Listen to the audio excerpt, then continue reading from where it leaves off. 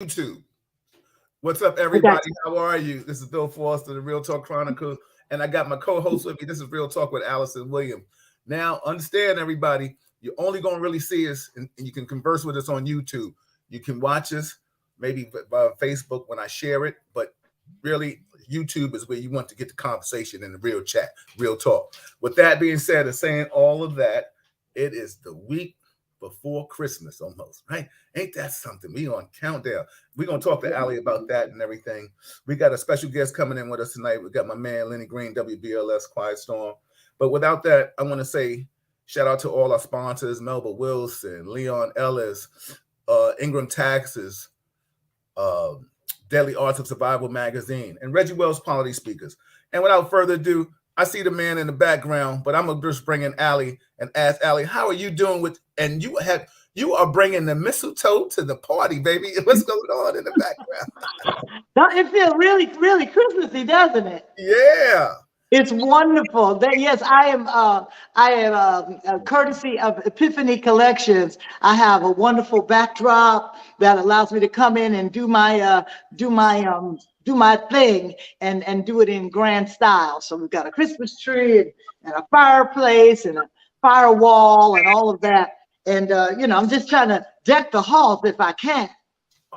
Yo, you are decking the halls. Trust and I try to bring it to you, Bill. I try to bring it to you because I think our listeners and our viewers, they need to feel that love. You know what I'm saying? What's so funny? I am so glad that you are doing that because anybody that always knows I'm not a festive person. I've gotten better as I've gone along. Shout out to people chiming in. I see you, Vera.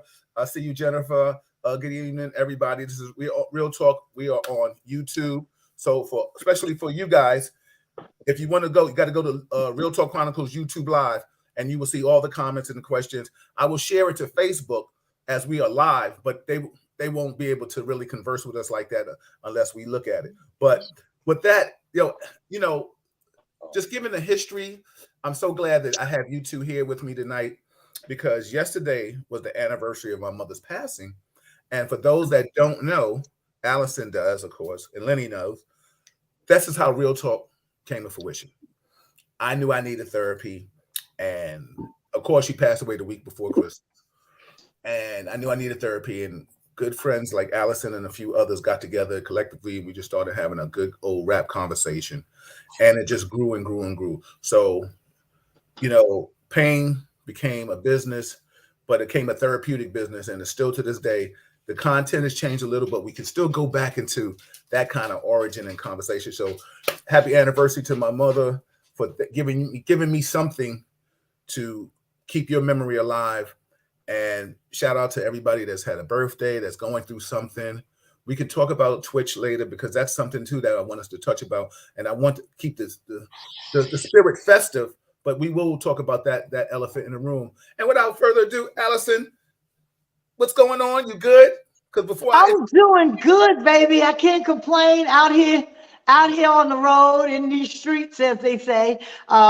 Finishing up the last few dates of my Najee Alyson Williams collaboration. I called it the Back to Life tour because it's the thing that brought me back to life when I came back to life. So it's been a really great run. Our last city was Kansas City, and then I had to pop into Atlanta for another situation that I am a monthly person that comes and contributes. I don't know what this is about once a month, but everybody can seemingly get Alyson once a month. You got me on the third Monday. And Val Knight with the Epiphany Collection has a podcast called Cocktails, Cooking, and Conversations. And I did one for her last month and then opened my big mouth and said, oh, I'll come back and be your celebrity guest once a month. So here I am with the Christmas edition. And we have all our lovely Christmas feeling. And, your other guest tonight, Bill, knows very well my decoration skills and how I come when it comes to transforming a space. That's what's up. And without further ado, everybody, my musketeer, my other brother in the Musketeers, one of my best dogs, You know his voice once he'll start speaking. But without further ado, everybody, Mr. Lenny Green. What's up, LG, baby? Yes. What's Yo, good? yo, you're not going to out cocktail us. I knew what kind of party I was coming to. You already know that. Hey, listen, I got a cup and a red cup. Oh, well, you know, Alyson, you always been extra special. And Bill, to piggyback off of what Alyson says, see, I want to make that kind of money, Bill. You know what I'm saying? I'm at level 2. She's at level 8. You see how her background is? You see how that is? You got the fireplace, you got the Christmas tree. But crazy. Let me tell you the story because she led into something. I was on 98.7 Kiss. I was doing the show Kissing After Dark. This is before the Quiet Storm came along, right? Right. And, you know, this show is all about love, romancing, seduction, and everything else that goes underneath the sun and the moon. So Alyson comes by, but she doesn't just come by. She brings the ambiance of what the love show is supposed to be about. What I do on my little basis by myself is nothing in comparison to what this lady does. She can transform a space to make it look like this is romance heaven. Yes. She brought some huge flower pot looking candle things that you light it up and the whole thing illuminates. She brought chocolate. She brought strawberries. Then, it didn't stop there with that little stuff. Then she changed into lingerie. Oh, wow. So Alyson is the queen when it comes to romancing. Wait a minute. Then he had to have his smoking jacket and ascot too now. Oh, yes, he had to have a smoking jacket with an ascot and the whole bit. We were up there being Hugh Hefner's and all the bunnies, honey. Yes. Look, I don't have a couple of pictures from that night. I don't have them with me. I didn't know if she was gonna bring the ambiance tonight. That's hilarious. But the pictures are phenomenal. And it only took 15 minutes. He walked out of the studio when he came back. It was a whole nother place. He was like, "Oh, damn." You are a hell of a decorator. And you know, if I want to create romance, and I do a romance show, obviously you know how to really create the ambiance. And I'm big on ambiance, Alyson, and you are the queen. Thank you. That's what's up. Everybody, this is Real Talk Chronicles. You should look. Here's to Alyson. She's looking beautiful. On the Back to Life tour with Najee. Yeah. God bless you. Yeah. We're happy to see you back. You look so radiant. That's what's up. Thank you. And you know what's so funny? That's a beautiful thing. So I think the three of us we definitely will express that celebratory life. You know, like I said, I've always said this. I've never been big on holidays. Malika has kind of tweaked that a little bit. I've been feeling kind of festive a little bit, you know. I'm not singing any Christmas carols, but I heard like the Temptations and you know, I think the Temptations album, you know, the Christmas album and Alexander O'Neal's Christmas album are like probably the most phenomenal Christmas albums to me. You know what I'm saying? And the Temptations was on and I didn't turn the channel. So I was like, okay, maybe I'm feeling a little good at the time. You know what I'm saying? I don't know if it was my joy juice, but I felt good. You know, whatever it takes, Bill, whatever it takes. Absolutely. And I'm glad Malika has got you to that level. Yeah. I was at that level. I'm bug humbug because before this coming Christmas will be Mom's 7th year of going home. Yeah. I was the guy who would always come over to the house, put up the tree, decorate everything, and the whole nine. I was really in Christmas huge. That spirit has left me for the moment, and one day I pray it comes back. But I'm glad that you have your wife there to pull you along and help you, because you know what, your mom, your dad would want you to celebrate your life the way you're supposed to. Yeah, and you know what's funny? It's so funny. I mean, because we all have lost our loved ones, so I'll talk a little bit about that with everybody out there in the audience. Like I said, we're going to keep it a little. We're going to have some laughs. We're going to have some jokes, and if somebody sheds a tear, then that is what it is. But the beautiful thing about it is we're still talking about celebrations of life. Talking about sadness, we'll talk about Twitch later. But the one thing is, Lenny, you had the pleasure of asking me to be a part of the Circle of Sisters with you, and we had a Q&A panel. and this is the one thing I wanted to talk with you and Alyson about. There are still a lot of unhappy, lonely people out there in this dating world. You know what I'm saying? From the panel, Lenny, what we was hearing, people was about to try to give us the business. You know what I'm saying? Well, it was based on how y'all were talking, you know. Well, wait a minute. I got to talk about other guys. Yeah, you know, he was promoting his book crazy. So but, you know, but just so Alyson knows a little bit, they asked me to put together a men's panel. So I think, Alyson, you know, a lot of ladies are inquisitive to find out what's on a man's mind, what their, you know, how they really feel about certain things. And men have been known not to be the best communicators. So this was a perfect platform for us to kind of present ourselves. And it was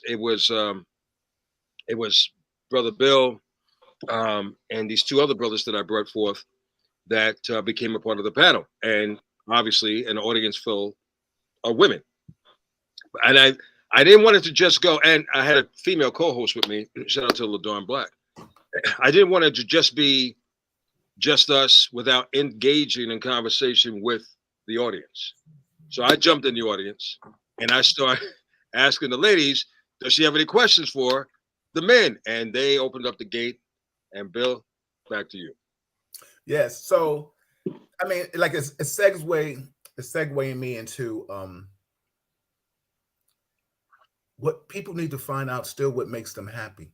I think there's a lot of still, I don't want to say lonely hearts, but yeah, but I wanted to ask you, and I'll start with you, Alyson, and then Lenny, you'll chime in. Alyson, why do you think people haven't found those soulmates, you know, or found that person that, you know, they want to grow old with, like the cliche, grow old with? I mean, I've been blessed. I got married in my 50s, so I have no problems divulging that. But you know, I was one that wasn't unhappy being single, but I was tired of being single. You know what I'm trying to say? If that makes sense as an oxymoron. But when I found out what I wanted, and Lenny, I remember you had another show. You had Leon and some other people, and you asked me, like, how long did it take me before I knew, you know, I wanted to be with Malika like that long term? And I think it was like 2 years. So I say that. So my question to you two is, why do you think there's people out there that haven't found that one, especially around this holiday season too, COVID and anything like that? I want to say two things before I answer your question. First of all, this was like you said, the way Real Talk started, with us, you know, sitting around and talking and allowing ourselves to be vulnerable and speak our mind and our hearts, and therefore we were able to, you know, come up with Real Talk. I also want to say that when I look at pictures and I see you and Malika maybe at an event or you're dancing or whatever, and I look and I go, look at my friends, they're those people, they're that couple. They're the kind of couple that I would see in my mother and father's friends. Right, they go out, they socialize, they dance in the middle of the floor. It's so funny. Yeah, I get you all have become those people, and it's a beautiful thing to watch and to see. And I salute you. And I know that when not just myself, but when other people look at you, we see something that we would want to have for ourselves. And so that brings me back to the actual crux of your question. And I can put myself in the middle of it. A lot of people would look and say, okay, you're an artist, you travel around the world, you sing, you're always, you know, the center of the bell of the ball, the center of attention. You know, there's always somebody looking at you and ooh ah. But at the end of the day, when I come home by myself, and I come home to no one. No matter how many love songs I sing, just call my name. I can call all the names I want. No one comes running. I think there's a lot of reasons for me in my own specific situation why it's been difficult to find the right person to, like you said, go to long haul. You know, we're at an age right now where, I mean, dating is fine and what have you, like, but I can only speak for myself. I would want someone to be in a committed relationship. Right. You know what I'm saying? If it led to marriage, it would be great. But for certain, you know what I'm saying? I'm talking monogamy and exclusivity, and that would be what would that's a hard part. Yes. That's the hard part, to find someone that is like-minded. And it is some days are sad, some days are melancholy, some days are lonely. It's different degrees of how I feel about it. But I know one thing. And I joke with you all the time, Bill. We've joked and said, okay, anybody, Alyson's looking for a man, blah blah blah blah blah. But at the end of the day, that companionship, someone that that you can converse with and speak with, and yes, a lover, and yes, a friend. You know what I'm saying? Absolutely. I think it's necessary to have to feel grounded. At least it is for me. Yeah. I've been taking care of me all of my life. And Absolutely. yes, I've had a few relationships, not a lot, but a few that didn't, turn out to be what I had would envision them to be. But I know better what that vision is now.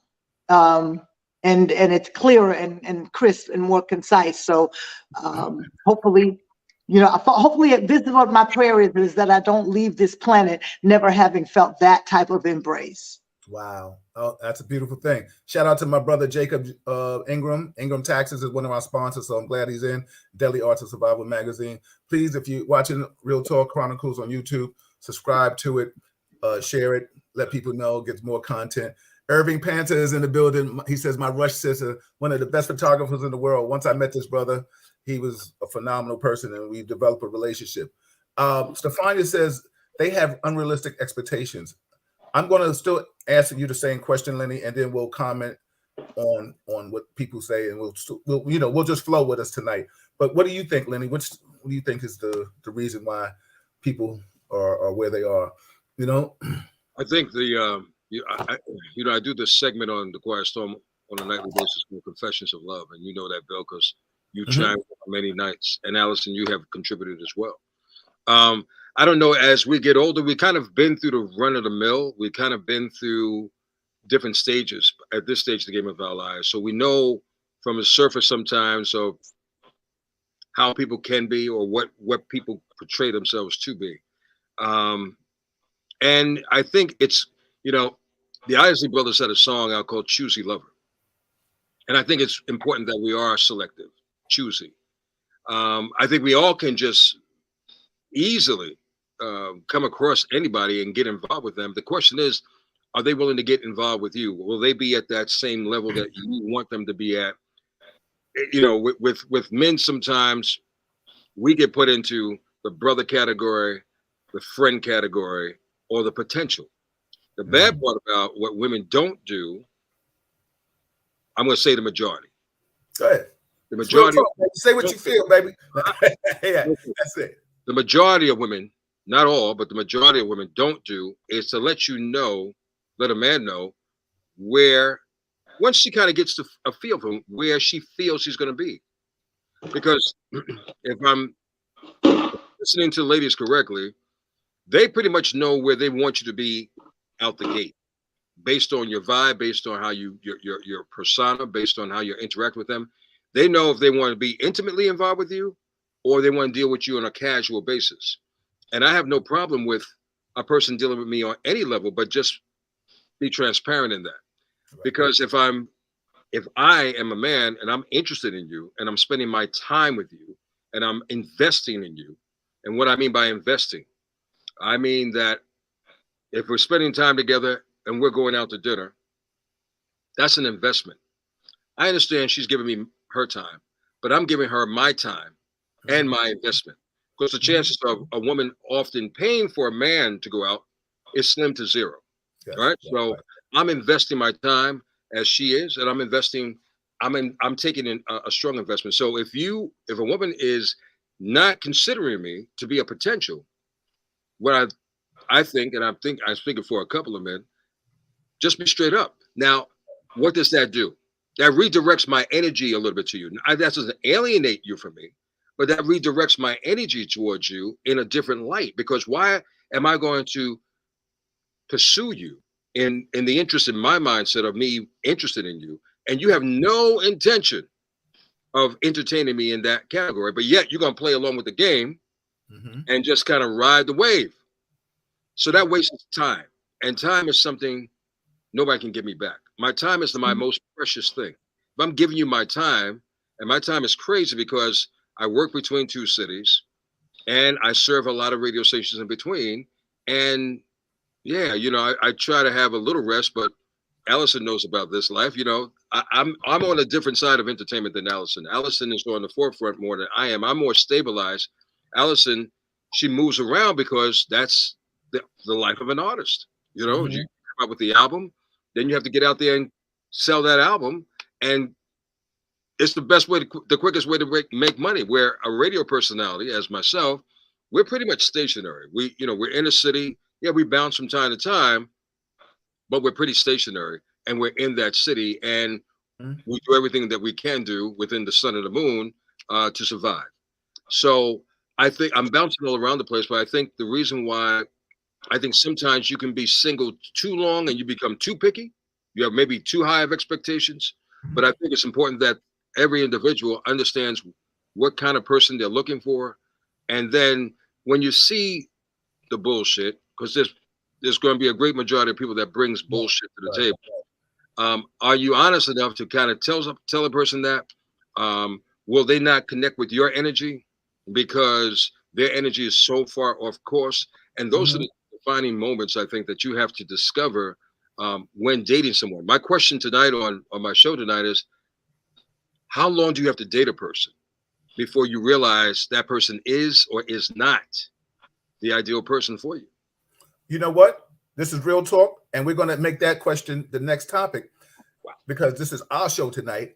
And listen, please subscribe, share it, do what you got to do. But my question to you two before we move on, Jay Duncan said, yo, true facts, Lenny.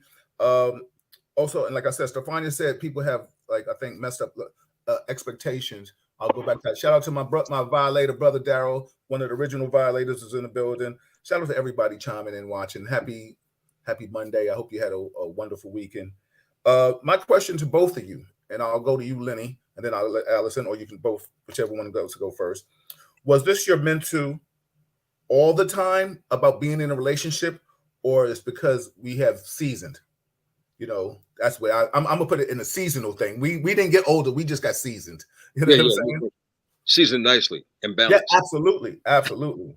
I mean, look, if you don't mind, Ali, I'll just speak on this real quick. I mean, look, the first time I was engaged, and it probably was more infatuation than anything else, I was 20 years old. I just discovered radio. Right. And I was interested in, I was going out with this young lady and I wanted to make it serious, but my life, unbeknownst to me, at a college level, got really intense in terms of wanting to learn more. Like, you have to understand, from 9 years old to college, I thought I was going to be in Alyson Williams' lane in terms of being a singer. That was my focus. Matter of fact, Alyson, I'm going to expose myself right now. Alyson and I, Hal Jackson, one of the renowned, most respected radio personalities, radio pioneers of our time, unfortunately, but may he rest in peace. He used to do a thing called Hal Jackson's Talented Teams. Yep. Only did it for girls. But one time, Bill, one time and one time only, he incorporated boys. I passed the audition and I became a part of it. Now, Alyson probably can validate this more than I can, because I don't remember, but I'm constantly told on that same production, Wyclef Jean and Eddie Murphy was a part of it. That's what I was told. Oh, it sucks. But back then you wouldn't have known. I wouldn't have known. Nobody knew. Exactly, right?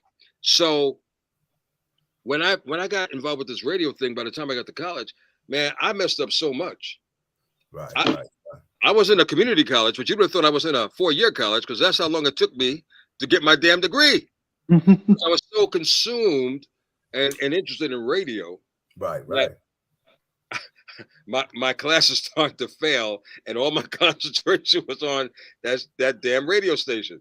Absolutely. My mom wasn't very happy at that time, needless to say. Right. So, but I was engaged. She did one of these numbers. Nope, take your ring back. And that was the first time. I would have pushed her right in front of a car. Now let me stop. That was a play. I'm sorry. I'm still who I am. Now let me stop. I'm just playing. And then I was engaged. Bitter table of one. Bitter table of one. Yes, exactly. Yo, listen, hey, we gotta be who we are. I'd have been like, you what? You giving me my What? feedback?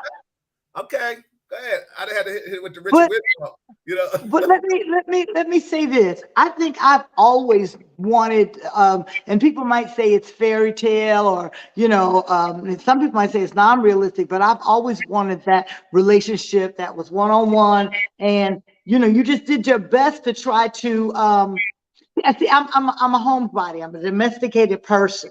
I don't mind cooking a meal. I don't mind, making sure that the laundry's in check. You know what I'm saying? I kind of that normalizes my life for me, based on the other side of my life, which is airport, hotel, venue, airport, hotel, venue again. That's what I do, and that's what I've done for all of my life. So to know that when you leave that arena and you go home and you do those things that seem to be mundane, or it's a chore, or this and the other, for me it's a joy. And to be able to share that and to do that for someone else, I'm gonna be doing it anyway. I gotta cook, I gotta eat, we gotta clean the house, we gotta change the sheets. I don't mind doing that, and doing it on a certain level for another person. And most people look at me and figure that's not how it goes. She got somebody that does all that, and she just gets it together and goes and flies off and sings songs. I can remember, this is what I know for sure. I have seen a lot of the world, most of it. I've traveled around, but I've seen it through the lens of a solo person. And although I love my bandmates and all the fellas that I traveled with, we would always come off the gig and get back to the hotel, and maybe they would maybe doing an after party for us, and we got to meet down in the lobby, and everybody had to rush upstairs and say we're going to either at that point we didn't have FaceTime and stuff like that, but they were going to call home, and they were going to check on a girlfriend, or check on their kid, or check on their loved one, or their significant other, or their baby mama, or whoever it was. And I never had that. I never had anybody that I was checking on, or that was checking on me. So when you see the top of the Eiffel Tower and you see it by yourself, or you see, the Champs-Élysées, or you see, the Casbah in Morocco, you always wish you had somebody to share that with. Or even if it's just talking to them over the phone and say, well, damn, this is what we did today. And never had that. So it was always very, like I said, it was 6 on one hand, half a dozen on the other, to be living a quote unquote charmed life, with the opportunities that have been bestowed upon me because of what my gift has taken me places that I might not have ever been able to walk if I weren't a singer, and my singing had not, caused a spark that allowed me to have notoriety or celebrity. But at the end of the day, you just want one person. You got a lot of fans, you got a lot of folks out there cheering and loving on you and sign this, and I just think you're the best. You just need the one person that gets you, you get them, and the bond that you share with them. Nobody else. It's not public. Nobody else has to see it or know about it or anything. It's just you and them down, boom, boom, like that. That's what's up. See, people think, if I can piggyback off of Alyson. Oh, please go. They're just there, like for the pickings. I mean, there are people there, but do they measure up to what you're looking for? You know what I'm saying? Are they interested in you for who you really are, or for what they really see or perceive? Or maybe they're on the come up themselves and they want to meet the people. Because like the worst thing for me is like, don't be a groupie. I'm blessed to have relationships with, a few celebrities. If I come across a woman and she's head over heels and googly eyes over like, come on, like I'm not having that. I can't go with that. That tells me that you're not ready for my lifestyle. It's not like I got Janet Jackson or Halle Berry, just like ringing my phone off the hook. And when I guess people assume, and it's different for me than you, Alyson, that I might have celebrity relationships. I have been. No. It's exactly the same. It's exactly the same. And I'm going to tell you, while you were pursuing your career, the one thing that I knew that was my backup plan was to go into radio and television, because I felt like if I weren't able to get myself to where I needed to be as an artist, then being in that realm would be the next best thing, because we knew that our radio personalities, or at least we assumed that our radio personalities were the next step. Y'all were standing right next to Luther. Y'all were standing right next to Janet. Y'all were in all the pictures. And people assumed that. So to me, it was like, at least I'll be adjacent to the industry that I'm trying to pursue. So clearly people would think that of you, and they think you got these people on speed dial.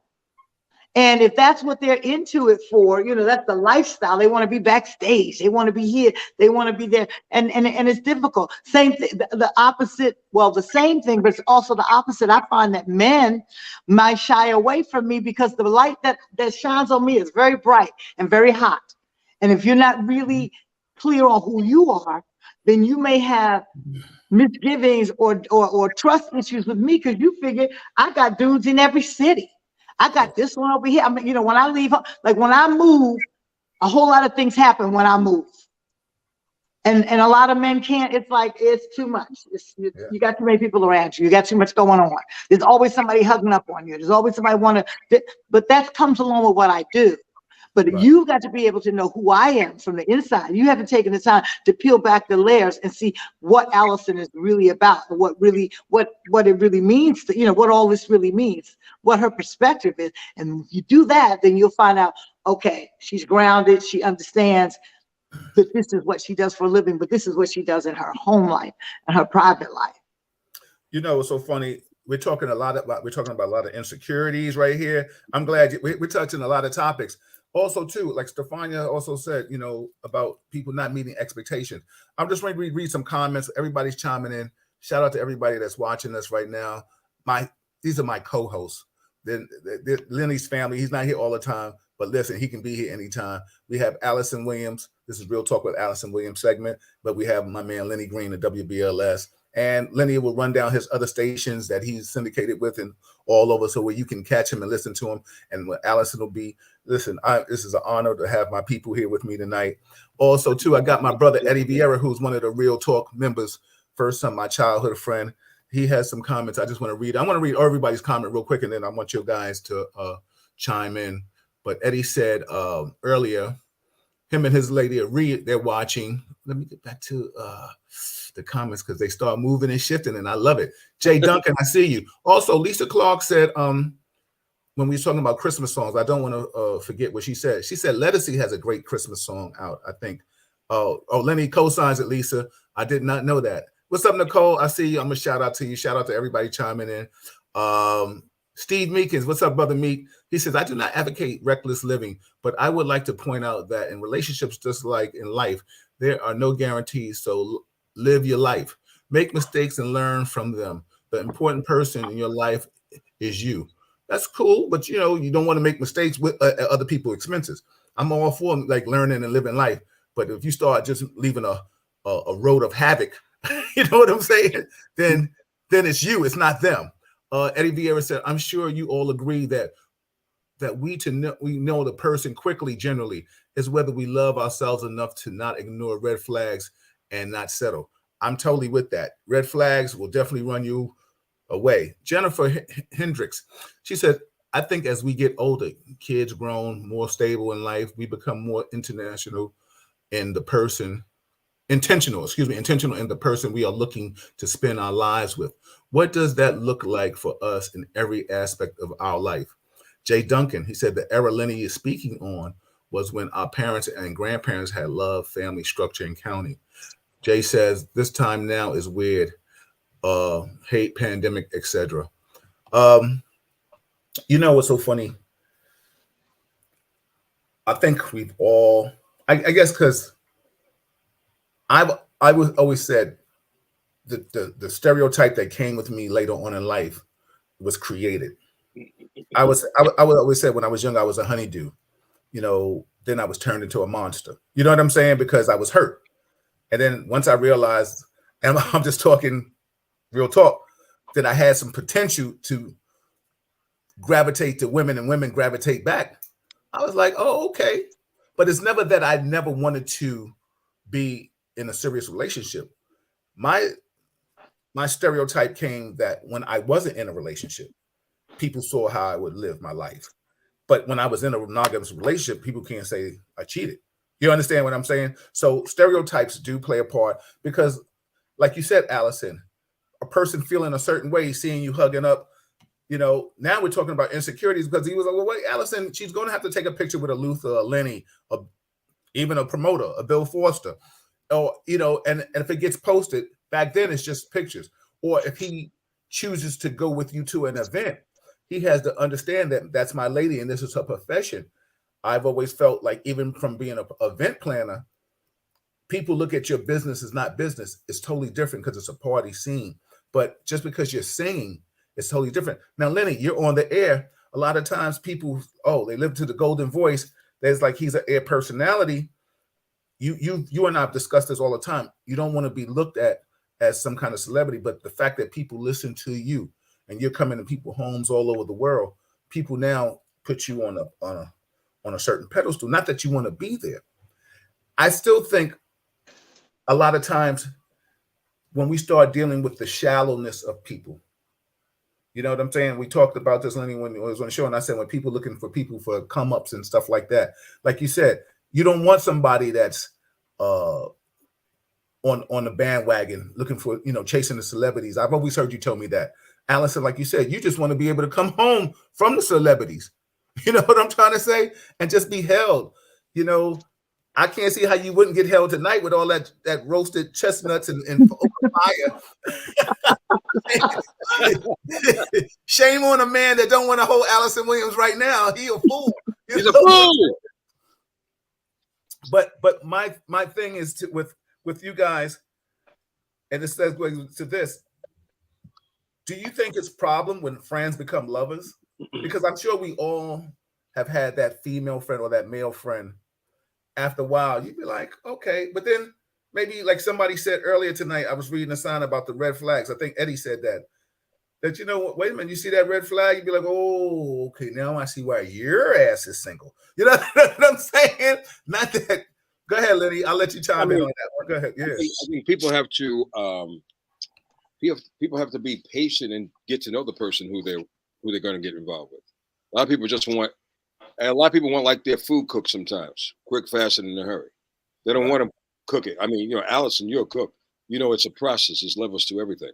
So you have to start on one level, and then it gets to different stages and different levels. But people want relationships to be pretty much quick too. And unfortunately, I think a lot of people has a tendency to settle because one, they don't want to be lonely. Two, they're getting older. Mm-hmm. Three, they're expecting a lot from another person. Can you go into a relationship without having expectations? No. We're all going to go into a relationship with expectations, especially if we get older, because we've been through a portion of life. Me being 89 years old, I think I've been around the block and up the hill and down the other hill. So, of course, for me not having of course, I'm going to come to the table with some kind of insight, with some kind of awareness. So I'm not going to settle. At least I'm going to try not to settle just for anything, anybody, any opportunity. No, I mean, you just like ladies. I was asked this, like, well, ladies ask me, well, what do you want in a woman? Well, I want the same kind of qualities in a woman like you want qualities in a man. We're no different, ladies. We want quality women just like you want a quality man. I want a woman who is about doing something with her life, first and foremost, God-fearing, that has a drive and supportive, that brings happiness to the table, because we often look for people who we're expecting them to bring happiness to us. They should bring happiness to the table, but they should have their own happiness for themselves, just like you need to have your own happiness for yourself. If you don't have it and you're expecting all this from that person to bring it to you, it's not going to always balance out the right way. It's great if you can find that soulmate, that infinite flame, that can meet you on that level and has the same kind of energy, that same kind of spirituality, it's the same kind of focus, the same kind of drive, I think that the makings of a power couple. Right. Can you find it? That's the $1 million question. Real talk. Allie? I'm in total agreement with what Lenny has said. And like you said, you have to know that you're looking for a person that can bring something to the table, but are you willing to bring that to the table as well? You can't depend on someone else to complete you. You have to be an entire, complete whole thing. And then you're able to gravitate that to you as well. I tell my, when I talk with my girlfriends and they're like, well, such and such is the case, and you could just be, and no, I can't just be. I'm looking for one specific whole package. I'm not side chick material. You don't even want me as a side chick. You want to come to me with with a level of commitment, or at least a desire to have the same kind of relationship that I'm trying to have. And that's, like you said, that is the makings of a power couple. Point in case, I have a friend that is a very dear friend, and I know that I'm attracted to them, but I know that I want to get to know them or continue to know them, so that if it were something that could come to fruition, it would come in and it would have a life. It wouldn't just burn real fast and then crash. Yeah. Yeah. You know what I'm saying? That it Absolutely. really would have and if for some reason it didn't happen, the friendship is still intact, because that's what really means the most. The people who are the most blessed are people who are in relationships like Bill. Malik's his best friend. That's his friend. Real talk. His rock and his ride or die. You know what I'm saying? They're like that. And just being transparent. Let me just say this to interject. And I see the comments, everybody. Like I said, you're listening to Real Talk Chronicles, Alyson Williams, Lenny Green, and myself, Bill Foster. I'm gonna read some of your comments, but that had to come with work with us understanding, because being who we are, and I always say sometimes relationships, it's almost like an oxymoron. The older you get, it can be easier or it can be harder, because you get set in your ways, and only the wise one, man and female or man, whomever, alters and changes for the betterment of that relationship. You understand what I'm saying? I've never been an individual, as all the surgeries I've had, and almost been paralyzed and anything like that. I never thought about, what it's like to be alone. But the bottom line is, I sure knew I never wanted to be with somebody and be miserable. You know what I'm trying to say? So the bottom line is, I'm always glad that I've waited to this stage to get that. And as you two have come to realize, in being my family, you gained a sister. You know what I'm trying to say? So real relationships understand real things. Lisa Clark says, she said, absolutely. I'm not. She said, absolutely not. I married my best friend. Never thought we'd be married. Shout out to everybody. Nicole said, it's important to have some of your values and desires in life. Vanessa said, balancing your life and having core values of self-respect and integrity is a key in selecting a life partner, and likewise, lasting relationships take work. Lisa said, I co-sign Lenny.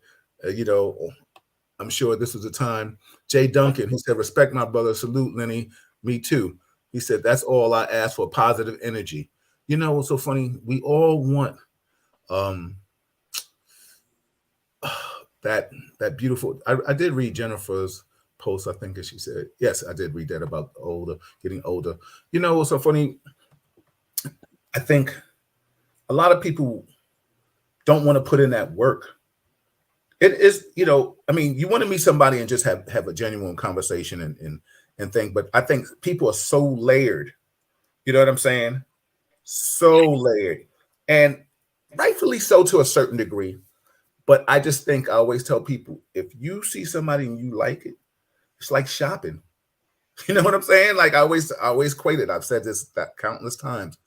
If you go after something like you in a store, like you want it, you'll find out if it's for you or not. It's like trying on the pants. Oh, it looks good on the mannequin or the shirt. But then when I put it on, it was like, oh, wait a minute, this is a slim fit. I need a a man tuck it or some shit. You know what I'm saying? Like, I can't do this slim cut right now. It looks good on a mannequin. So I realize it's not for me. You know, women, ladies, you see that them shoes, that bag you want. You know how to you go after it. You want it. So I'm saying that the moral of my story is, if you want it, go after it, and then now you can gauge the interview process. Yes, no, I like. You know, what do we want? What do we don't want? And then stop. More or less, people stop being lonely, trying to put a square in a circle, instead of just looking for that circle that meets your circle. You know what I'm saying? Alyson, Lenny, any comments, questions? I know, Lenny, you have that question. I don't want to forget the question that you said you're going to propose on. How long should you date someone before you realize that he or she isn't or is the right person for you? You know, it's very, very difficult. I love it when I hear people say, "Oh, I'm married," or I'm in a relationship with my best friend. People are so apprehensive to do that. Mm-hmm. I don't understand. If you want to marry your best friend, but you don't get involved with your best friend, it doesn't. I look. I'm not a mathematician. I can't add and subtract and understand that illogical situation. But I think, you know, I just don't want the games.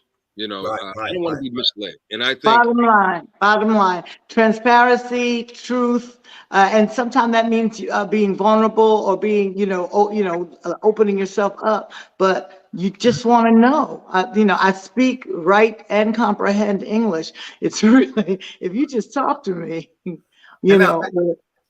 I'm glad you said that, Ali. And I have a question for you. The Alyson I know you from both sides. I know the person that is Alyson, a woman, and I know the artist. But I love both of them. But I'm saying now to segue to, I don't see you having a problem seeing something you like and introducing yourself. How much of that do you think is missing that women maybe should or shouldn't? I understand about the chivalrous energy, and there are some women that feel, oh man, if he's really intimate with me, he has to come over here and say something. I get that. I know. But, predator, prey. But I'm asking you your personal opinion. Do you have a problem going to introduce? I think I know the answer, but for the people out there, you absolutely know the answer. I'm not a person who shies away, right. Because at the end of the day, a lot of times, if I don't go and introduce myself or don't go and say something, I wouldn't meet anybody. Right, because people have a wall that they build up and say, I can't go talk to her. She's Alyson Williams. Yeah, right. You know what I'm saying? There's a thing that's like having a force field around you that keep that makes it it's almost impenetrable.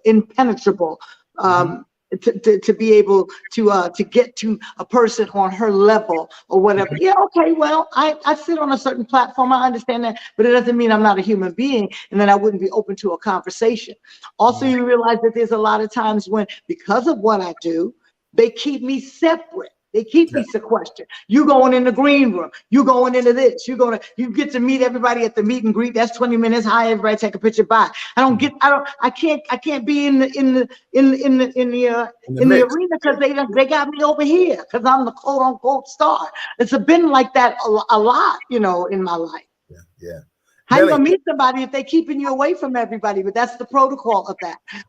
But I don't have a problem. I think and you have to look into yourself when I meet people, or if I see someone that I'm attracted to. What I think sometimes is that I've always lived like this.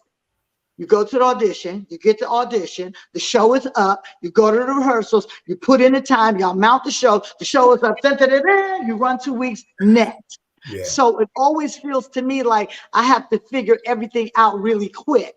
Mm-hmm. The promoter called, y'all signed the contract, he sent the deposit, this is the gig, you can have the rehearsal, the show is going, boom, on to the next city.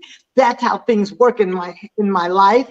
Yes. So sometimes that transfers into my personal life. So it's like, I got to know you. First of all, are you attracted to me? Let's figure this out.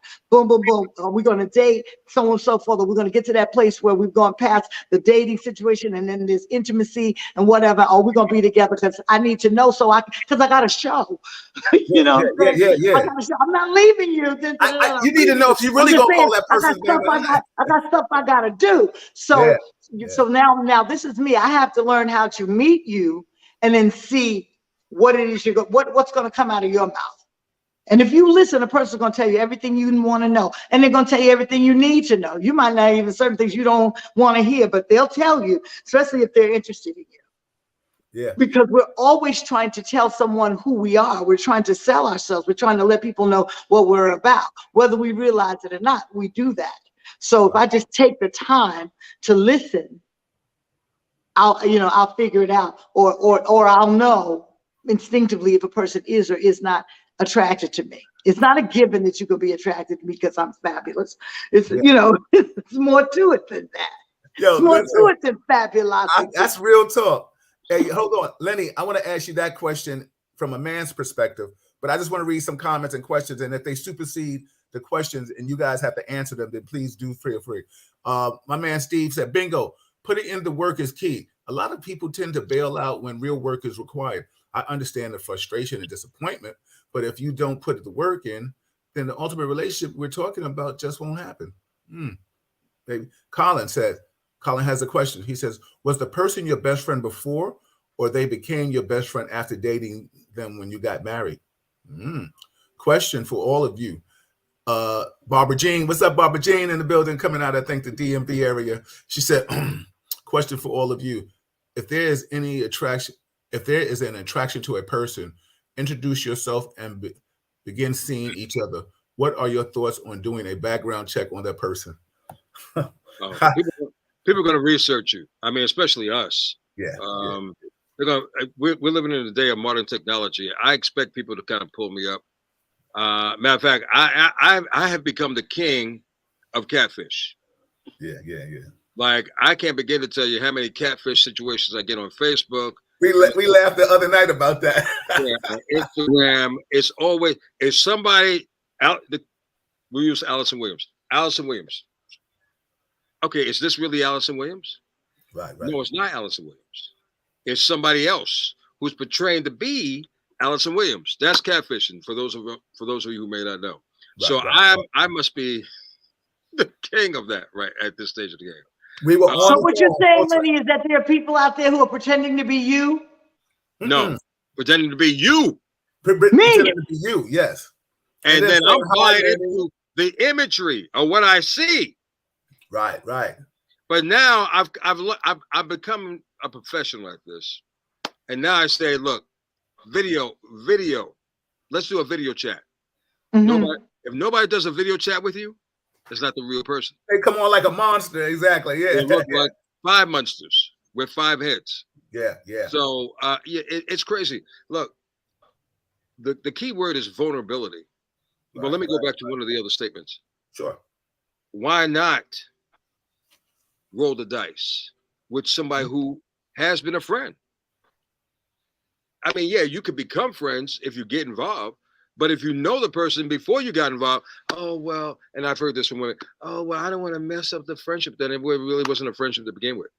Right, exactly. But you're not going to mess up a friendship if it's a friendship.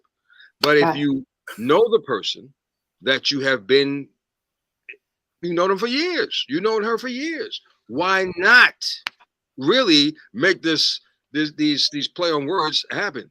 Oh, I married my best friend. Okay, how long have you known? Oh, we've known each other since da-da-da-da. Oh, I guess you really are best friends. But not the best friend sidestep bullshit. Oh, I met him and then we became friends. But how much of a friend? You know him for 5 years. He's your friend? He's your best friend? Your best friend? Yeah, that's okay, cool. Then you go on. Then you check back in them a few years later. Oh yeah, well it didn't work out.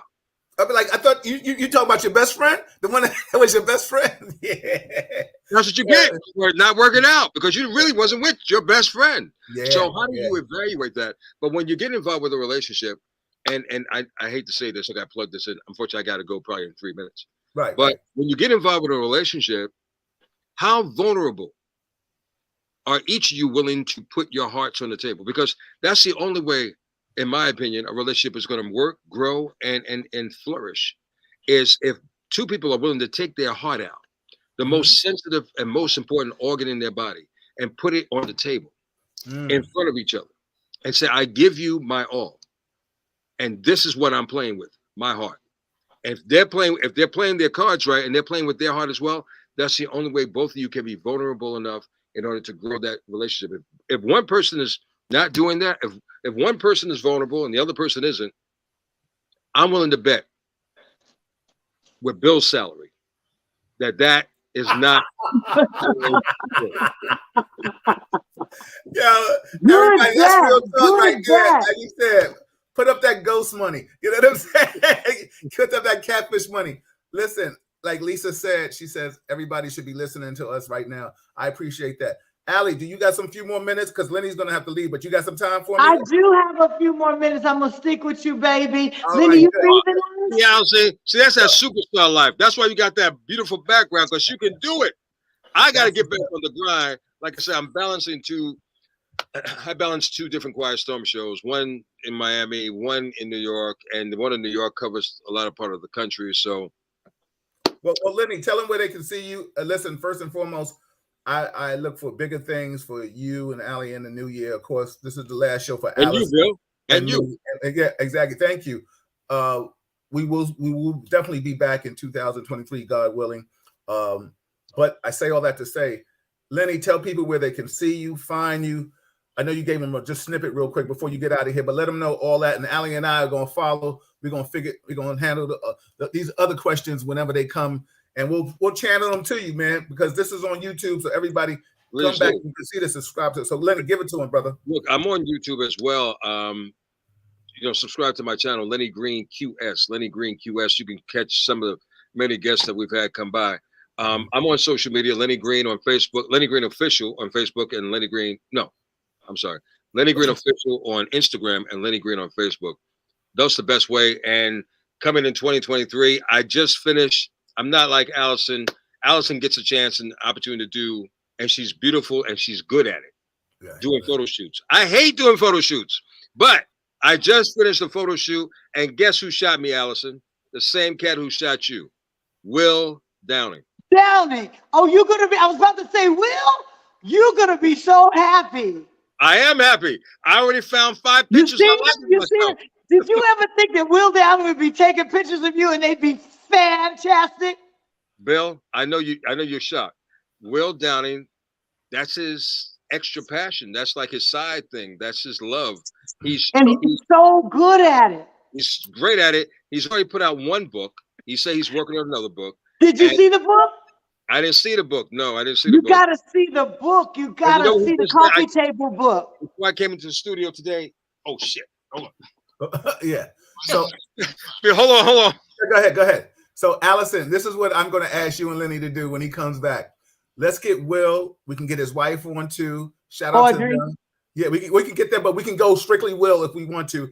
And we'll see if what's your next date? Anybody tell me the next third Saturday the third Saturday. I know what the third Saturday is. That's my brunch party at Row House.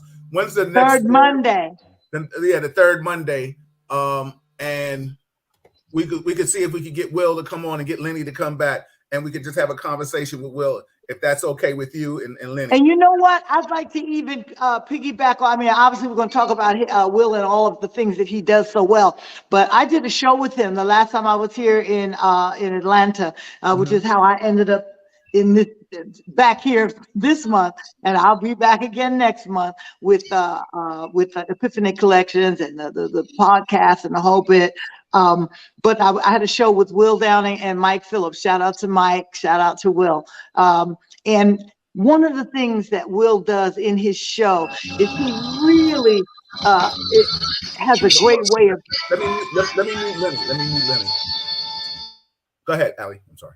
Yeah, he has a great way of talking to the audience about what he does, which is sing love songs. And he tells the fellas, You know, he says, you know, this is what you have to realize about women. The only thing women want is they want you to pay attention to them. They need you to make them feel that they are the center of your universe, whatever that means. And for however amount of time you can give them. And he just, not only that, but just other little things that he, you know, poignant little things that he puts out there. And it's very entertaining as well as educational. I call it edutainment. And he's so good at it. So it would be great if we could, continue this conversation about relationships with a man who sings love music and a language of love through his music and his insight on it, you know. Well, you know what's so funny? The next day, and I like it when I got you and Will and Lenny and what have you, because I learned things from a male perspective that I don't always know. Awesome. And then you know what? Then we'll maybe the following month we'll flip that and bring another female in, and so the men out here can listen. So when Lenny comes back, the date is January 16th. We're gonna see if we can lock Lenny in, and I'm sure with you and Lenny both calling Will, I think we can get everybody. So everybody out there, give me some hearts if you want Alyson and Lenny to bring Will down into the show. We want that, right? That's right. Give it all up. Shout out to everybody chiming in. We appreciate you all. This is Real Talk Chronicles. That is my host, Alyson Williams, and that is Lenny Green right there, baby. Hey, Willie. I'm Lenny. Willie. Hey, Lenny. We just came up with the next date, January 16th. So what we're trying to do, if you can look that in your calendar and see if you're free for January 16th, you can't. I'll be on the Capital Jazz Cruise. We leave for, you know, the Capital Jazz. You've been down to the Capital Jazz Fest, Bill. Yeah, Columbia, Maryland. Right. I don't know why you and Malika have not been on the cruise yet. I don't know why Alyson Williams hasn't been on the cruise yet. I don't know why either. Wow. Yeah, Alyson, you got to be on that. I've been trying. It's not for lack of trying, you know. I mean, but between that and Tom Joyner and Soul Train, I don't know why I'm not on all the boats that leave the port, because I know what their content is and I fit right into it. So we're going to put it out into the universe from our mouths to God's ears, and whatever other ears that are the powers that be for those type of situations. So hey, check this out. You know what? I'm gonna have to become both of your guys like unofficial manager and start going up to people and be like, yo, the old days. They want to be on the show. Listen, and let me tell you something. It works, because guess who called me? Who? Gerald Beasley. Gerald Beasley been calling like he's trying to have a date, you know. Shout out to his beautiful wife, but he's been calling. He's had up now. We've gone the second date, because the first date I didn't have anyone to reach out to him as my representative. He wanted me for the 14th or the 12th of January. He said, no, we're going to push it down to March, because we want to be able to, you know, do the right promotion and get you here the right way. But whatever you said to him, Bill. Hey, look, he went to the restaurant. Gerald Beasley has a restaurant that he, has residency out of called South in Philly. And he had talked to me when we were at Burke's Jazz Festival. Oh, I want to have you. 2 years went by. I want to have you. Never had me. So then we found out we had a mutual relationship between Bill and Malika and Gerald. So, you know, Bill said, I'm going to make sure I say something to him. So he said something to him, still didn't hear nothing from Gerald. So Bill was at the club and put me on the phone. Wow. And Gerald got on the phone and said, damn, Alyson, you'll get me beat up. What's the problem? Bill is down here like there's a hit out on me. Hey. Yeah. I said, yo, and look, and right after that, Gerald Beasley started calling like he had some good sense. Exactly. Because don't tell me you're gonna do something, make me put the egg on my face, because I put the egg back on yours. I know that's right. So Lenny, and look, and Bill is serious about his Alyson Williams. He really don't play when it comes to her. Listen, I protect you too. You know, that's what I do. Lenny, so we're gonna figure out a date. I mean, Allie, we can do Will, but I would love to do Will with Lenny and you. I think that would just be a phenomenal. When do you come back off? When do you come back off the cruise? The 22nd. It's from the 14th to January 22nd. Well, what everybody out there, tell me the last Monday in a month. What's that date? And see if I want to lock you in right now, Lenny, because or Bill, ask what's the third Monday in February? Okay, for Black History. Yeah, people. No, for Valentine's. No, Valentine this year. Next year, Valentine is the second Monday. Okay, but I'm just saying we could still do it on the third Monday in the spirit of Valentine's. You know what I'm saying? To have you and Will, are you kidding me? On the spirit of Valentine's, it's going to be President's Day. Okay. So maybe we'll switch it, Bill. Maybe we'll switch it to the second Monday as opposed to the third. We could do something. We're gonna work it out. We're gonna get these numbers. Everybody out here, we're gonna get these numbers together. Behind the scenes, we're gonna get these numbers together. Trust me, if you want to hear. Yeah, because I think to have the velvet voice guru of love, Lenny Green, and to have the silky satin voice and singer of love songs, Mr. Will Downing, and then that Alyson Williams to come on in with whatever it is she do, and then my F it up dude. And that absolute fool, Bill Foster. Yo, listen. So what date are we looking at? What date are we looking at? What's the 30th good for you? The 30th is good. Allie, that's the last Monday of the month. I mean, you think you could do the 30th? January? Of January, yeah. You let me know, Allie. Okay, I'll look into Will. I'll call Will. Yeah, you guys let me know and see what's happening. Yeah, everybody, this is Real Talk Chronicles. Lenny, I know you got to go. Man, thank you, man, for a wonderful invitation once again, brother. You know I love you, and I wish you nothing but continued success in everything that you touch and do. Yeah, and please do my love to the missus. Alyson, I love you too. You're looking radiant, beautiful. You're bright. Thank you, baby. And, thank you. Lenny, only thing she's missing is some mistletoe, right? Look at her. Right. No. Knowing Alyson, she got some mistletoe. Look, she got the fireplace. She got the damn Christmas tree. She got the moon set. She got some mistletoe in that bad boy, man. I'm telling you. Yo, what is it? Coquito or eggnog? What's your preference, Coquito, baby. Coquito. Coquito. That's it. Lenny, sippy and kissy. Yo, everybody, that is Lenny Green. Watch him, follow him, listen to him. That's the man with the golden voice, please. Absolutely. Hey, guys. Brother. Thank you, Alyson. I need to get you and Najee on before Thursday, because I know you guys before Thursday, because I'm doing the best of the Quiet Storm because I'm escaping. I'm leaving the country for a little bit. So okay. And he's out of here too, like I think a day or so after Christmas. So what do you need from me? Just your presence. We'll do a conference call just to get you guys on the air by this Wednesday. Okay. I'm available.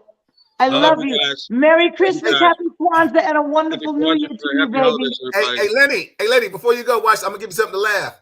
I'm gonna try this. Alyson, I need you and IG on Real Talk one soon, because I'm gonna be out of here too. No, we'll make it happen, sweetie. I know you are. No, don't see. Listen, I just wanted to throw some humor in it. Go ahead, Lenny. I know you got to. No. See, Alyson. Him and Malika, they got that stash like you do, so they can go away if they want to. They choose. You see, the word "choose" is a very, very important word, ladies and gentlemen. It's not what a person. Oh, I don't know if I can. They can, and I know. Don't be surprised. I won't be surprised if I see them on the damn cruise. You can see us running. You can see us at the boat. Matter of fact, Malika already posted up. She says we need to be on that cruise. So I wouldn't be surprised. Did you see Bill's face change just now? Because now he has to go into his bank account, one of his many bank accounts. Oh my God! I watched it happen. Hey, listen, I gotta go. Hey, listen. This is your homework assignment for me. We'll get on the air before Wednesday or Thursday. You go on that cruise and bring back that gig for me. We'll talk Wednesday. You go on Capital Jazz. Yo, everybody, that's Lenny Green, Mr. Quiet Storm himself, WBLS in the New York City area. He's syndicated. Please follow him, subscribe to Lenny, especially after you subscribe to Alyson and I on Real Talk Chronicles YouTube. First and foremost, let's talk about that. You know what I'm saying? Shout out to all you guys watching. We appreciate you. Allie, we're talking about relationships. We're talking about.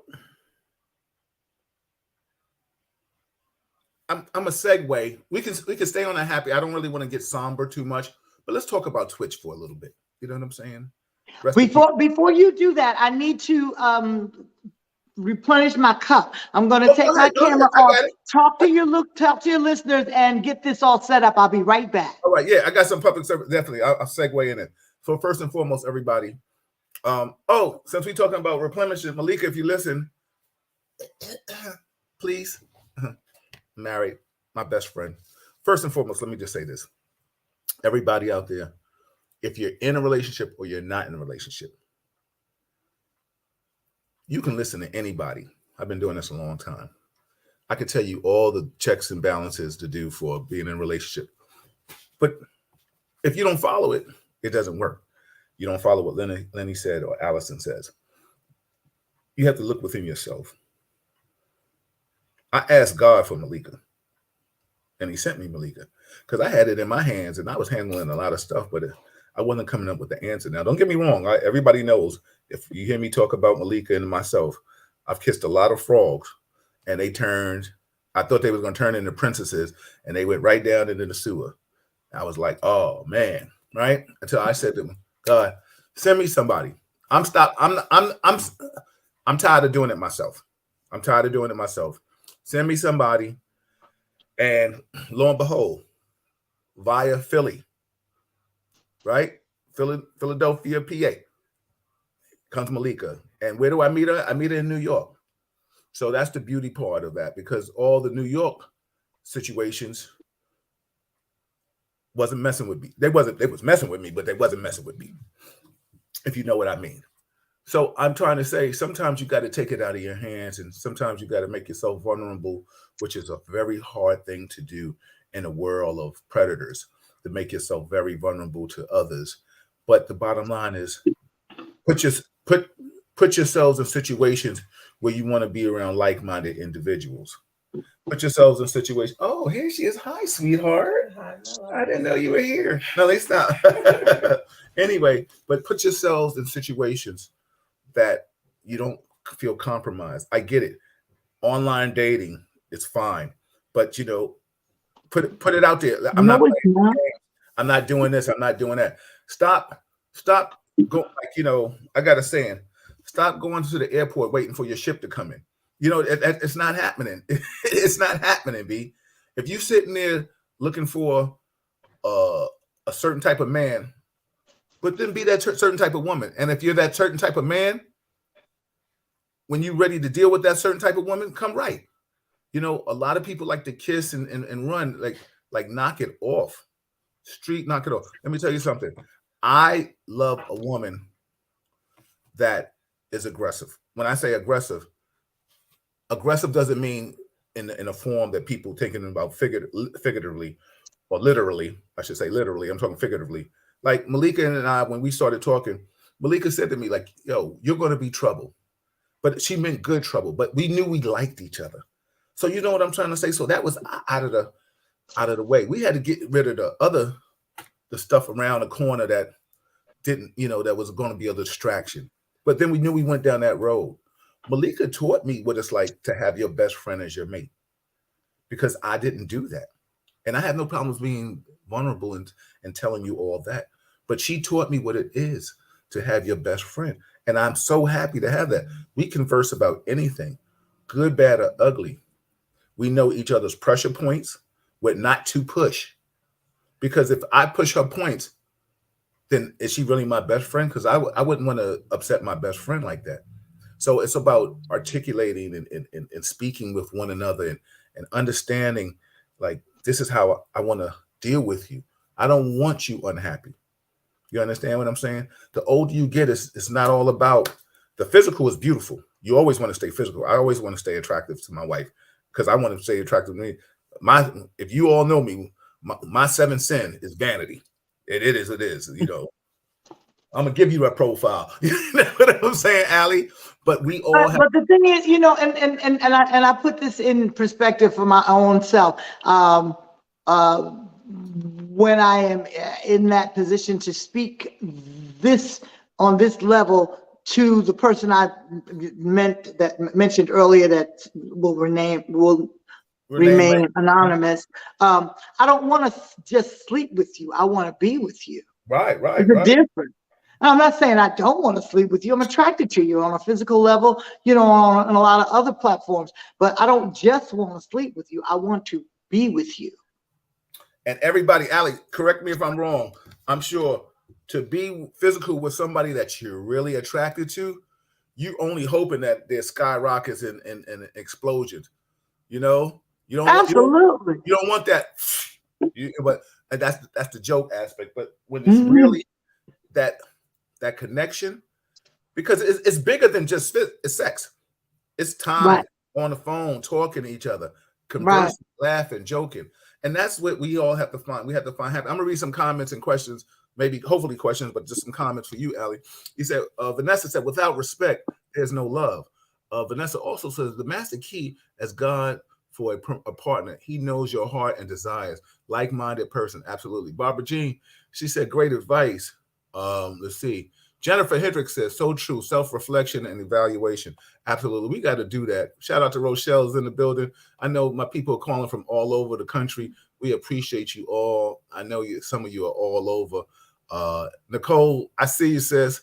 Thank you. We're going to work on them dates for Allie and Will Downing. Definitely, we're going to do that. Thank you all. Please subscribe and like to YouTube. Wifey is definitely putting that in there. She wants you to listen to her.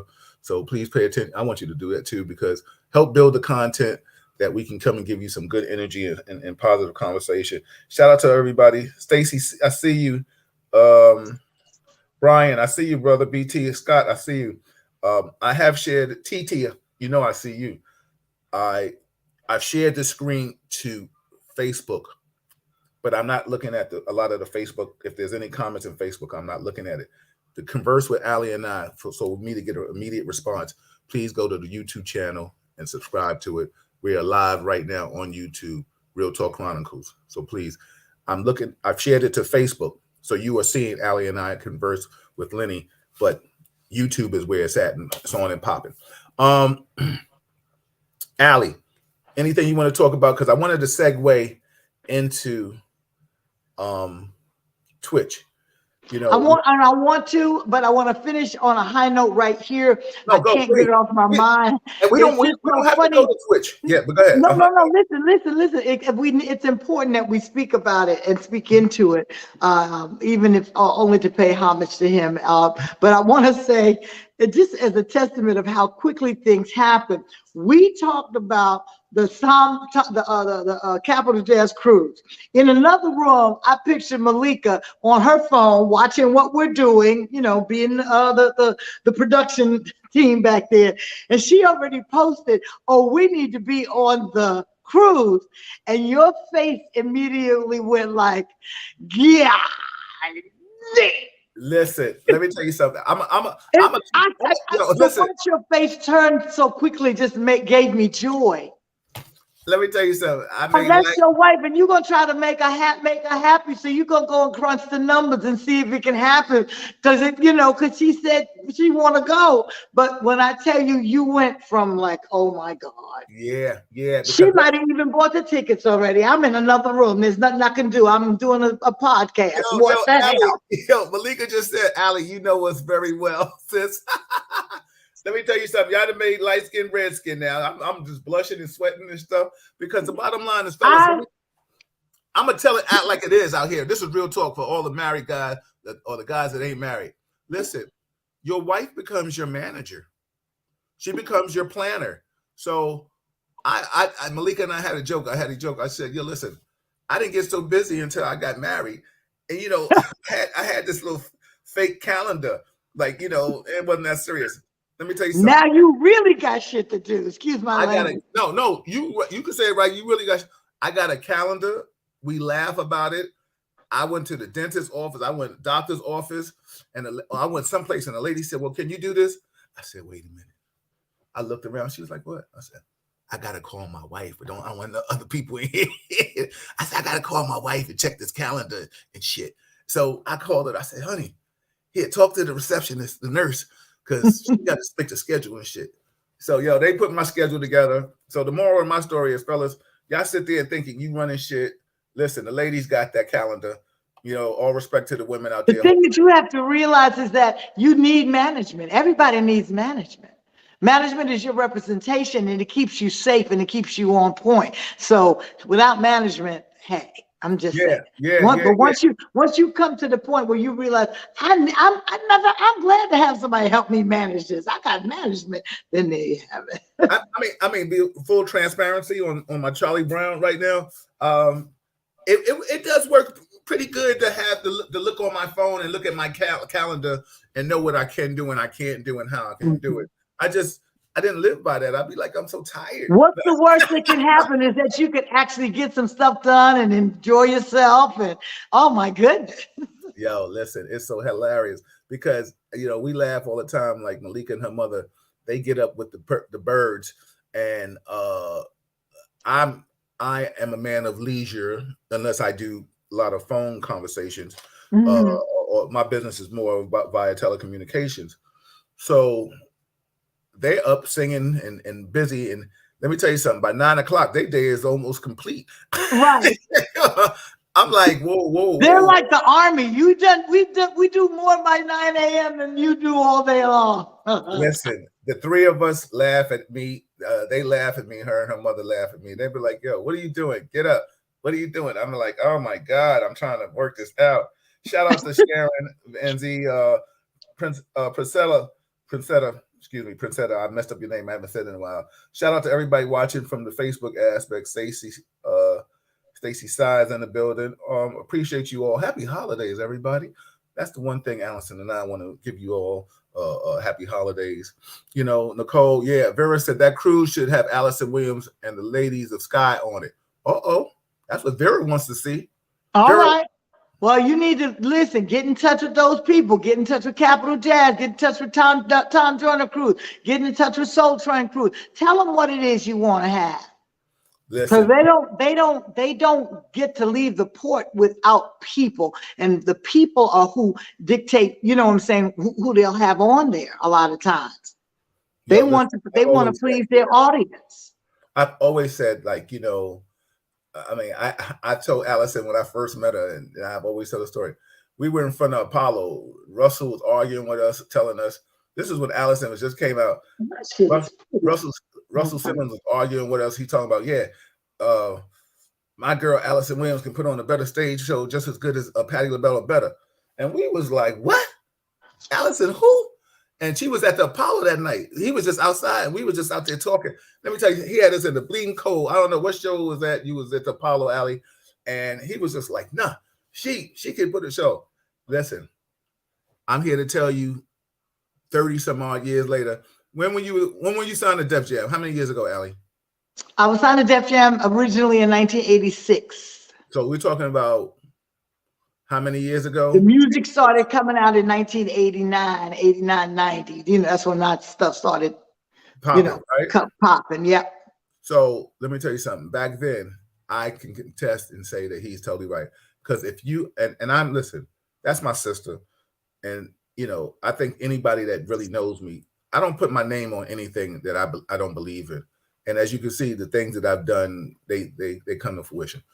If you have never seen Alyson's stage show, please just treat yourself. Go into your pocket a little bit. You know what I'm saying? And go see her. Take your loved one, take your girlfriends, boys. There are going to be some women in the audience. So if you just go play the bar or wherever it's at, go and chill. Because somebody going to go out there, they're going to want to meet somebody after you, because she's going to make you laugh. She's going to make you sing along. And then if she close out with just call my name, you're gonna get a little tingly. You're gonna tell somebody, I'm here, I'm right here, call me. I tell them all the time. I said, listen, I'm just getting y'all all revved up so y'all can get to getting with the hugging and the kissing with the love and things I do and everything. That's what I'm doing.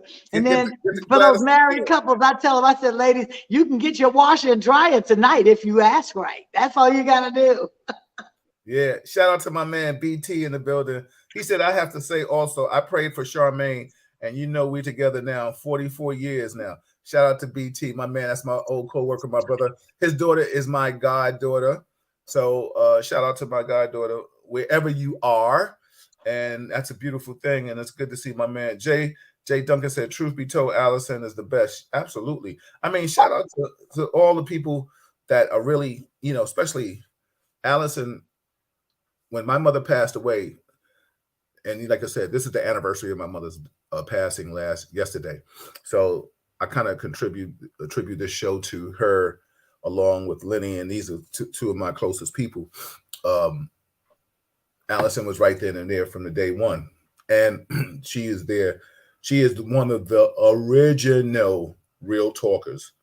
There's 8 right now. There's only 1 left, and that's maybe Eddie Vieira that's in here, but Alyson is the only one that's left that I converse with that will even come back to Real Talk. And when I reached out to my Real Talk people, this just shows you sometimes people, even if they love you, they only here for a little bit. People got things to do in their lives, and no disrespect, and it's all love. I ain't throwing shade, but I'm just keeping it 100. You know what I'm saying? She is still here with me, and I appreciate her for that, and I love her for that. And we said we was gonna walk this path, but she took me around, took me to the Freddie Jacksons, because it was holiday times. Colin, that's how I met Colin, through Alyson. Mm-hmm. Yep. And we've developed a friendship, a brothership. Him and Malik. So it's all love. It was all about showing you love and making you feel an embrace at a time when you needed it the most. Yeah, absolutely. And even having, you're a concert promoter. You've had your careers in law enforcement. You've been a mentor and done your thing in the martial arts and all kinds. You got people. People is not your problem. But at the end of the day, right then, you needed somebody to step up and say, "Come on, don't be by yourself over there. Just come with us. Come with us. Come with us over here, and we're gonna love on you." Yeah, whether it's Colin's house or Valerie's house or Freddie's house, just come, put your clothes on and let's go. And that I knew that would be a therapy that you couldn't find any place else on the planet. And I love you, and I appreciate it. And you can call my name, because bottom line is, listen, a lot of people don't even understand what people. And what's so funny? What I've learned, Ali, and maybe you can talk about this a little bit if it's true in your world. Oh, but let me just read some comments real quick. Vanessa said, "I've been married for 41 years, hung in there through the storms and the triumphs. Prayer has carried us through, and supportive friends." Jay Junker said, "Just call my name, gets me through. Talking to the Almighty, love it, and thank you, Miss Williams." Absolutely. I see you, Tony Monroe. Magic is in the building. A lot of times, the people in your lives, they don't have you look for your Tinder. Your people that have all that long tender from the childhood, we know, but sometimes it's the people that you don't expect to step up to the plate and be there for you. You know what I'm saying, Allie? Like, when we start talking about illnesses and health and stuff like that, and like I said, I don't want to keep you no more than like a few more minutes, but let's talk about a little bit about, just on a positive note, for people we're going to use Twitch's passing as a message to give people to seek out and reach out and touch somebody, and because people think everybody has it. You have it. Lenny and I had a big conversation about this. Everybody can think your world is peaches and creams, but they don't know what Alyson goes on behind the scenes. They don't know what Lenny goes on. Damn shit, they don't know what Bill and Malika go on with behind the scenes. And lo and behold, nobody knows what anybody else is out there is going on or dealing with behind the scenes. So the moral of my story, before I turn it over to Allie, is that just because you think somebody is shining and blossoming, and social media is an optical illusion, you don't know. Pick up that phone. So let's stop looking at the person's post and be like, "Oh, well, I just saw you at the row house." I'm using that example. So you look like you was good. You look like you had a good time. It doesn't mean anything. You don't know. You see Allie and I here today. You don't know what she's going through or I'm going through. So sometimes we talk behind in the green room. Sometimes when we get off this, we talk maybe for a half an hour, or we'll get on the talk with Malika, the three of us. So, Lenny and I'll talk after a show, because reach out to the people that you call your friends and just say hello and see if they all right. Because you never know. You will never know what somebody's going through until you ask. And I'll pass this over to Alice after I say this. I never forget, I asked a man one day, I was going to court on a case, and I ran into a guy that I knew, and I said, "How are you doing?" and he was telling me all the stuff that he was going through. And I said, yo, my man, I got to go to court. I got to leave. He said, nah, you asked me how I'm doing. You're going to get it. And to this day, if I ask you how you doing, then I got the time to listen to see how you doing. That's the little humor in that. Allie, I turn that over to you. What do you think, sis? What's going on? It's so funny you say that. I remember how two things. I remember one time talking to a person there was a promoter I was working with, and he had a partner, and they had come up in the streets together. But they had, turned everything around. They were being lucrative businessmen and really making a difference. And this gentleman was Mike Matthews, but he had his partner call me. They were about to go out with another play. And so I was like, hey, Derek, how you doing? Blah, blah, blah. He's like, so how you been? And I started telling him, I said, well, don't I? And like within 2 seconds, he just kind of deferred that whole conversation. Like, so why did you ask me how I was doing if you really didn't want to know? And I'll never forget how that made me feel. So I'm very conscious of how, how I am when I ask someone, how you doing? You know what I'm saying? And if it turns into something that takes a little time, I always want to, like you said, try to find the time to take the time to, if nothing else, listen. Sometimes you just need an ear. Sometimes you need a shoulder. Sometimes you need you need a nod. You never know. It can be you. It could be someone else that's looking for it from you. But I'll never forget how that made me feel. I mean, it was a direct pivot. He said, so how are you? And when I got ready to tell him how I was, he was somewhere else. He never cared. That was just rhetoric, and it was dreadful. So I say all that to say. And the other thing that I wanted to speak into is, like you said, you never know what someone else is going through. Although it may look like their life is raindrops and lollipops, but it's not always the case. I don't know what it was that led Brother Twitch to where he felt he had no other recourse. But this is not the first time that I've seen suicide come into play.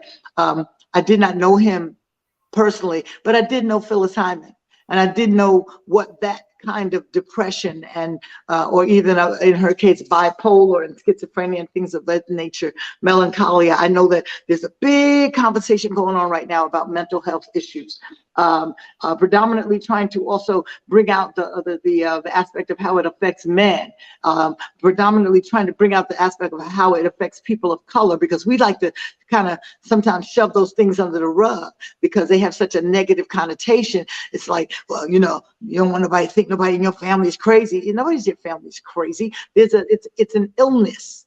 It's an illness like diabetes. It's an illness. It's an illness like heart disease, cancer. It is a cancer. And if it's not attended to and dealt with, then people fall by the wayside. And, I think God's plan is God's plan, but you never know that some whose life could be prolonged, if they just were getting the right treatment. Right. We don't know. I was telling someone the other day, I said, the sad thing is, so maybe there were some things that were that he was dealing with. Maybe it's something that was stemmed from his past in his life. But every day or every night when I'm watching TV and I'm listening to the commercials, they got a pill for migraine, they got a pill for this and a pill for that, and then they start mentioning the side effects. Side effects include rash, bleeding, shortness of breath, suicidal thoughts, blah, blah, blah. So wait a minute, I'm taking a pill to get rid of a headache, and all of a sudden I'm having suicidal thoughts. He might not have ever had that happen before, but he might have been taking something that could have brought that on. And I thought about that. I'm like, most of the time when I hear what I hear on the TV, I'm like, I'll just keep my illness. Thank you very much. Yeah. I'll just find another way, a homeopathic way of getting better. Because if it's going to give me all of that, and it's a long laundry list with a lot of these pharmaceuticals. So I thought about that. I said, how tragic that he would be taking something to deal with one situation, but it caused him to have suicidal thoughts, and then he acted upon them. We don't know. We don't know. I understand that there was a note. They hadn't divulged what was in that note or whatever, but it's always tragic when you feel that that is your only recourse. Is I'm up out of here. When I have to have a wife and 3 beautiful young children, it devastates everybody. It devastates everyone. You know what's so funny? Let me say this. I'm gonna hit you something, and I'm gonna go there. I don't know what this man was going through. I have no idea. But from a law enforcement standpoint, I tell you the one flag I have, and I'm saying this, I'm not saying anybody, so everybody please don't say I'm saying something. I'm just telling you from a law enforcement standpoint is I don't like the fact that his wife came out with such a quick social media response. It wasn't. I didn't feel it. I didn't feel it because the bottom line, from a law enforcement standpoint, there has to be questions to her. What happened before he left this house? What were you going through? And everybody, I'm giving you the law enforcement aspect of this because it was a suicide. Detectives have to come in and do the Q&A. Ugly as it may seem and insensitive as it may be, there still has to be something because the bottom line is, were there signs of depression before this? No, you just made a video. You two was rocking out. What happened? Financially, now people start delving and dealing into the real situation. So, I think a lot of us, Allie, have thrown mental illness as the bait. It's easy to it. I'm not saying the man didn't have any situations because damn near, I think we all got a little touch of silliness in us a little bit. And I'm gonna use that in affectionate terminology, but I just felt like if he killed himself on a Tuesday, and you're coming out with a statement Tuesday, that's the last thing I want to see is a damn phone on some like, let me just tell the world, we lost my husband and I'll see you later. I'll talk to you later. Like, I didn't get that. That's just my personal detective in me. I'm not saying anything is there's some foul play, please. I'm just telling you, sometimes we got to follow the breadcrumbs. That's all I'm saying. I think, and I understand what you're saying, Bill, but I also think in this world that we live in, we are so technology driven, and that's a young couple. That's how they see things. I think, they have a different view, a different lens. And so in terms of being able, because he was a public figure, being able to speak to his fan base or to the public, as it were, and say, this is what has happened. And unfortunately, we're trying to figure out, how to move forward. And we would respect and appreciate some privacy. I think that's how it's done now. Do you know what I'm saying? And Allie, you know what I'm saying? Get it. Like, I don't get the phone call anymore. Hey, Alyson, how you doing? What you up to? Listen, I got something I want to tell you. You sitting down. I don't get that anymore. I get somebody text me something that says sad news and then it's a link. I never get to find out. I never get to handle people's death as gingerly as I handle their lives. And it messes with me. Yeah. And you know what I'm saying? I find out on social media, or I find out through somebody that I know who didn't pick up the phone and call me, but sent me a text. I'm like, if y'all don't stop texting me with our friends, pick up the phone and say something to me. Yeah. We loved on these people when they were alive and breathing. Let's love on them now that they're no longer living, living and breathing. And we do that by being engaging on that level, as opposed to, did you hear click, bit? Are you kidding? No. And I didn't want to hear, not like this, not in my phone. But everyone has a different outlook on it. So I can't, that's just me. But I think I'm giving her a little bit of a pass because, like I said, I think that's with a publicist talking to you and a management talking to you and the Disney doing this and all the people that I'm sure that she has around her telling her the best way to do it. And being a young mother of 3, having to deal with that and stuff like that, I'm thinking maybe it was best to get it out there and get ahead of it. But I do understand how you feel from your law enforcement point of view. Of course. I absolutely see. Absolutely. I mean, and like I said, I bleed for that family, because the bottom line, for a man to be 40 years older and him and his wife to seem to have a beautiful family, and they're bringing so much joy to the world, to find out that he wasn't happy about something. And then right now it's always a harder time, the holiday times. This is going to, resonate every time, and they'll find ways to celebrate because of who he was and all the good that he did and represented. But imagine every Christmas, this is when my dad killed himself at Christmas time. My husband killed himself at Christmas time. Absolutely. It's going to be please go back to the show I did with Alonzo, Norm, and Norman was a person that tried to commit suicide. We talked about this last Wednesday. Norman was a person that divulged a lot. You can see that clip in the Real Talk Chronicles library. Norman tried to commit suicide, and he dry fired 2 times from a 38, which is unheard of. A 38 is a revolver. They call those guns unreliable because they don't dry fire and things of that magnitude. And he didn't kill himself. He tried to commit suicide. Then he went and somebody took the gun out and shot it in the air, and it went off. So Dr. Corder came on too. She joined that show, and we went and we had a long discussion. And with Lonzo, we talked about it from a professional standpoint. What are the checks and balances that you would have to do if you felt somebody was trying to commit suicide, or somebody told you that they were feeling depressed, or and especially when you're carrying a firearm, or that things of that. I mean, like I said, Alyson, you might be totally clear. You might be totally right. I just think from my point, like I said, trust me. If Malika, I'm being some humor with this. If God forbid something happened to me and Malika come on social media and an hour and talk about,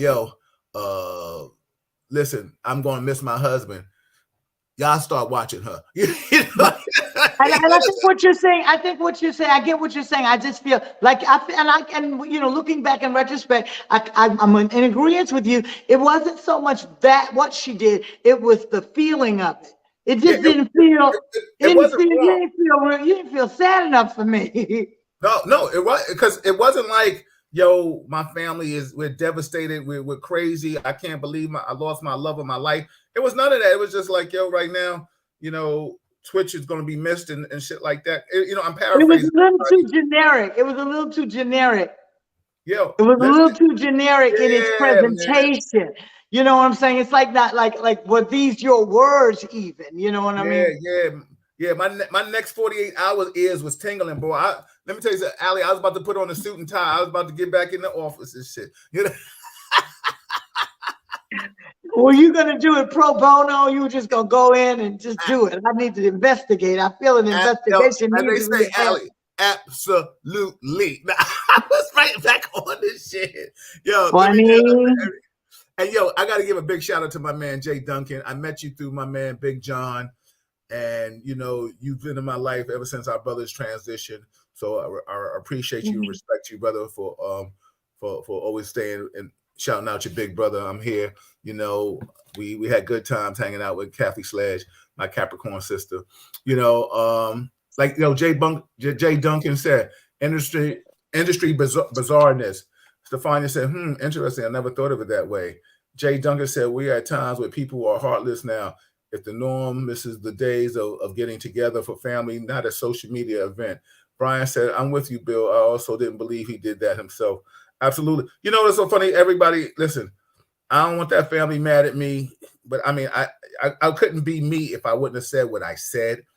Like I said I came from a law enforcement standpoint. Alyson put a little clarity and some spin on it. She said, we live in different times. Social media is the conduit to feelings and emotions and telling people what they do. I mean, how many times do we see people out here nowadays? They in the hospital, they got tubes all in their nose and coming out their ass, and they talk about pray for me. Yo, motherfucker, you need to pray for yourself if you in the hospital bed like that. Right, but first of all, this is my thing. I understand that you're going through something or whatever, but in my opinion, I don't want to see all that. I'd rather you just hold up your arm and show us, look at my little bracelet. You know where I'm at. Give me some love. I don't want to see, and I want you to stop doing it to your grandparents and people who don't have the wherewithal to tell you, stop, don't take that picture. Because God knows they do not want to be seen like that. People of a certain age, they have dignity and a certain kind of pride. They do not want to be seen by the world like that. I don't care what you think. I'm going to take a picture of grandma and I'm going to post it and then people will pray. Nope, she don't want to be seen. Just put her name. Yo, Put her name in the last picture she had at Women's Day at church. She does not want to be seen with her hair all on top of her head in that little blue gown. I guarantee you, she get up out that bed. She fuck you up right now. Excuse my language. Get some. You know, it takes a lot for me to drop an F-bomb, but I've been wanting to address that for a long time. Stop getting on the posting yourself in the hospital looking crazy. Hey, let me tell you something. If I would have posted, and this like I tell everybody, this is the anniversary of my mother's passing yesterday, right? If I would have posted a picture of my mother and her hair wasn't right in that damn hospital, she'd have got well for 15 minutes to whip your ass and then climb back up in the bed and said, "Okay, I'm ready to go."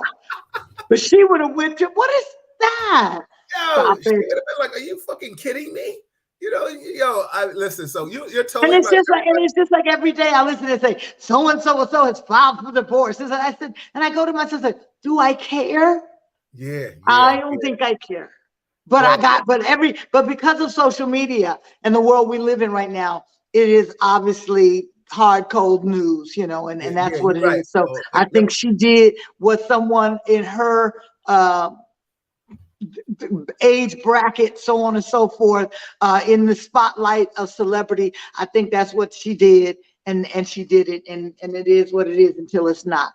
But you know, I think we can make better choices. Yeah, maybe she didn't even write it. Maybe somebody else wrote it and shit. It sounded like somebody else wrote it. Yeah, it felt like somebody else didn't care. She might not have been in a position to write it because she might have been grieving her husband / the father of her children. So we don't know. But you are entitled to have your feeling about it and what. Well, yeah, like I said, I'm glad you gave me a little, you know, like, wait a minute, easy now, you know, put the notebook down, you know what I'm saying? Because you gave me a chance to, people laughing at us, Allie. We don't have any sense, you know. Everybody, listen. Real talk is you got to have some jokes with it too. And I'm gonna tell y'all all right now, Malika, you listening too? Listen, Malika, if God forbid I get sick, if you're gonna post a picture of me in the hospital bed on social media, you make sure you shave my head. You ain't gonna put me out there looking like George Jefferson and shit, because I wake up in that grave and Papa Smurf. We'll have you looking like Papa Smurf, all gray and scraggly.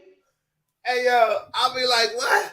You put me on social media? If you do that, I'm gonna be knocking on the door. Malika, open the door. It's Alyson. It's Alyson. What you doing here? What are you doing to Bill? We can't. Give me a straight razor. I can't. I'm gonna shave his head and I'm gonna come back and cut you. Malika, we're not gonna do it. We gonna have them straight. We gonna have. Yeah. She know where the electric razor is and the line. She know where everything is. She know what to do. I know, baby. I know you got me. Exactly. Exactly. Everybody, this is Real Talk Chronicles. Alyson, listen, what are you doing for the holidays? So we're gonna everyone loves here. I don't have any more dates. Like I said, shout out to Najee and all the guys that, Dean West, who's our production, sound, light, everything, Obi-Wan Kenobi, Christian, Kevin Robinson, Christian Swain, Danielle Powell, DP, Blair, Brian, and Jesse Miller, and that is the along with Fareed, who does all of Najee's management, and his sister Dahlia. I had to close my eyes so I can remember everybody. Jose, I want to wish you all a happy holiday. You really since June all the way through to right now have made it an incredible transition to life and not out of life. Everybody kind of knows about the debacle at the top of the year, and the very thing that came and bolstered me and lifted me up as I came out into my recovery and back into the mainstream was Najee, who saw fit for me to come on more than half of his tour, and even continued to add dates at the end when I thought it was done. It was 3 more shows and all that. So I'm thankful for that. I hope that we're able to continue with more dates in the new year. I don't know who's watching and listening. We want a package. We want Najee and Alyson Williams. The difference is, for me coming out and doing a special guest spot and singing one song, now I would have my own marquee. I would have my own guarantee. I would have my own 45 minutes. He would have his, and it would be a package. So we're hoping to that the traction we've made on the gigs that we've done can bring that into fruition. That's our prayer. And if you can do nothing else but pray for us and with us, we appreciate that. My next date is, so far, January 22nd in Alexandria, Virginia at the Birchmere. There'll be Alyson Williams and Glenn Jones. Show that's me. Gonna be, Show me. that's the tickets, y'all. Yeah. Alyson Williams, Glenn Jones at the Birchmere, January 22nd. I have some other things I think that are bringing me to New York. And like I said, it's just the new year for me means so much more, because I almost left here last year.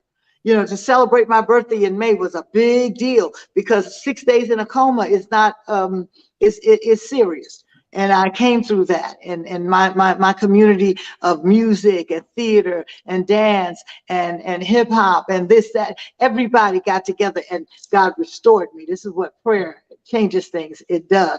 So this year for Christmas, because I got sick on Christmas, during Christmas week, and went into the hospital, I'm going to be at home in North Carolina with my sister friend Lydia, who was also going through a bout with cancer and has now come out free of cancer on the other side. And we're going to be together with some other friends from out of town, Sugar Bar family, my Angelou family, and we're going to celebrate being here. We're going to celebrate life. And that I'm happy and I'm not ill and I'm not feeling the way I felt last year. This time I was in New York. I was at the Sugar Bar performing for a private event. I hosted Thursday night. I went into the studio with Ray Chu and Maurice and Tony Terry. We were working, but all the whole time I was feeling sickly. I just didn't feel good. I didn't know what it was. I didn't claim COVID, but I said, let me just get home. And then when I got home, it just continued to spiral. Then I said, if I could just get to the first of the year, I'll be fine. Then I said, you need to go take a test. So I went and took a test. Before the test results could come back, I was in the hospital. And after that, I don't know what happened until, with the exception of what people tell me happened. But coming out of it on the other side, I'm just grateful to be able to see the end of 2022, because I almost didn't see the beginning. Yeah. And now I'm going to go into 2023 with what I call my new lease on life. I've really begun to look at things differently from last January to now, and the way I conduct myself and the way that I govern myself. And I'm glad about it. And I hope that if there's anybody out there that can relate or has had a similar situation or is going through it right now, that you have faith and understand that you can come out on the other side. Prayer changes things, and we got to live life really intentionally, and live it from a place of love. Because if we operate from a place of love, hate can't win. Hate's not hate can't win. So let's operate from a place of love. That's real talk. Pure love. I'll tell you something, Allie. I was going to ask you.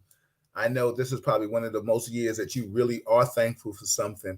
And you had just articulated it so well, what you're thankful for, because the bottom line is I was part of that conference calls on,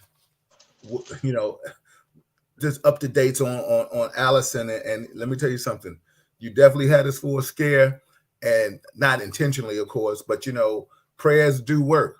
You are a testament of what prayers are. You know what I'm saying? I will admit that. And we prayed, and I'm so glad.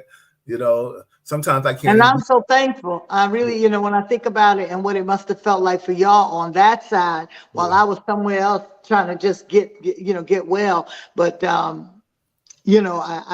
very, very thankful. I'm thankful to know that people stopped and took time out of their day, their life, their whatever moment was, to be on a call, to say a prayer, to hear about it, to call another friend, to, what I'm saying? It was a chain reaction kind of moment, and I'm a walking, talking, singing miracle. Yes, you are. Absolutely. Very much so. And, shout out to Albie Shore, how he's making a remarkable recovery.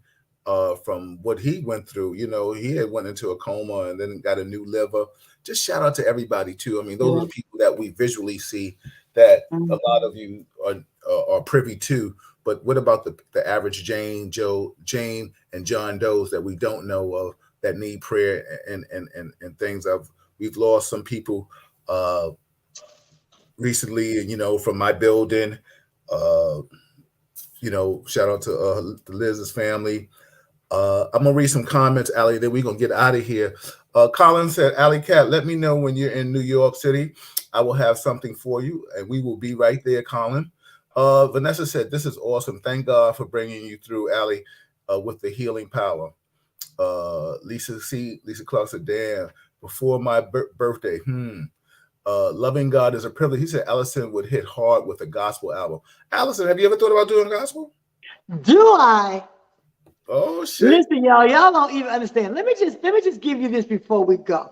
And like I said, you know, we got a lot of stuff to be thankful for during the holidays, and that's what I'm going to be doing to answer your question. Sitting back, eating good food, having a drink, and being thankful. Yeah. At the end of the day, I have enough music to do an EP, which is like, you know, what we're doing nowadays. We're not putting together full albums, but we got 4 or 5 songs. I could do an EP with house music. I could do an EP with gospel music. I could finish my jazz CD. I could put together a new R&B project. And I've already pulled together everything I want for a full-on Christmas CD. So what I'm looking for is capital finance, y'all, at the end of the day. And we finna put together a good GoFundMe so we can get the business done. It's not for lack of wanting or knowing how. It's just the capital. But yes, the gospel music, I got 5 gospel songs, and I got one that could be the next big Kirk Franklin kind of big. I'm talking about praise and worship. So in all in all, you know, at everybody's church. Trust me, because I have a testimony. Yes, you I do. have a testimony, and I learned a long time ago when I was trying to figure out, wow, it'd be great to do gospel, but I don't sing like Kim Burrell, and I don't sing like Vanessa Bell Armstrong, and I don't sing like, and I thought it was something I had to sing like, and I didn't realize, no, it is your testimony. And then of course came along Yolanda Adams, who she's in the middle of that, you know, hard-nosed gospel, but she also has an R&B-ish kind of the whinings as well, you know, with a jazzy kind of thing. So I realized that I could sing my testimony to gospel in my own voice, and I didn't know that, but now I know it. So yes, to answer your question, I know that I have a gospel project on the burner. We just got to get it done. Well, let me tell you something. Loving God is a privilege. I'm gonna let you start the GoFundMe page. Hold on, Malika, get the pegs back. We on the road with Alyson in 2023 and shit. Thank you. And also too, got to give our condolences, Harold, your college mate, my promotional buddy, Harold Maynard passed away. I don't know if you knew that, Allie. Did you know? I didn't know. Yeah. I should have called you and told you that Harold Maynard passed away maybe about a few weeks ago. So yeah, shout out to his family and our condolences. And that's what I'm saying. People coming and going, so many things like that said. And I've heard the stories about you guys all in City College and stuff like that, having a good time. Russell, Curtis Blow, Reggie Wells, Harold Maynard.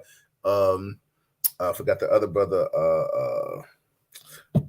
I forget his name. Anyway, let me just read some comments so we can get out of here. Malika said, Alyson, thank you for shining your beautiful light on us. Continue blessings, sis. We love you. Absolutely. Lisa Clark said, bring Alyson with us to South next week. Let the people see a sneak preview. Wouldn't that be something? You sneak up on Gerald Beasley. I'll be like, Gerald, she here now. What? Hey, listen, it's not like I haven't been. I've been there and sat in with Kirk Whalum. He know. Yeah, he know now too. Watch. Yo, Lisa, we're gonna be there the next week. You gonna just say, yo, Alyson mentioned you on the podcast, and I'm gonna be like this, looking at him like that. No, he's done his due diligence. Shout out to Gerald Beasley and his family, his lovely family. We really enjoy spending time with them. They're beautiful people. Thank you, Stefano. She said we got to have a date line. Contact Malika. Absolutely. Malika said, for you, for my eyes only, BF. Same goes for you. Absolutely. I ain't gonna let nobody look at my baby looking crazy. Nah, not out.